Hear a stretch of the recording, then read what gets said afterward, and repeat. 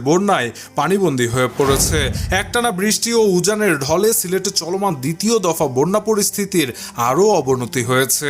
হুহু করে বাড়ছে নদ নদীর পানি। সিলেট নগরী ও উপজেলার নিম্নাঞ্চল এরই মধ্যে প্লাবিত হয়েছে। মঙ্গলবার 18 জুন সকালে 4টি নদীর পানি 6 পয়েন্টে বিপদসীমার উপর দিয়ে প্রবাহিত হয়েছিল। রবিবার 16 জুন রাত পর্যন্ত জেলা প্রশাসন সিলেট জেলার প্রায় 1.5 লক্ষাধিক মানুষ পানিবন্দী থাকার তথ্য দিলেও স্থানীয় সূত্রগুলো জানিয়েছে আজ সকাল পর্যন্ত অন্তত 2 লক্ষাধিক মানুষ বন্যা কবলিত হয়ে পড়েছে।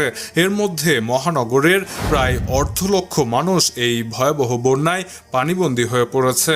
এদিকে খোঁজ নিয়ে জানা গেছে সিলেটের মধ্যে সবথেকে বেশি ভয়াবহ বন্যায় কবলিত হয়েছে সুনামগঞ্জের মানুষজন। ভয়াবহ বন্যায় ইতিমধ্যে সেখানে মানবিক বিপর্যয় নেমে এসেছে।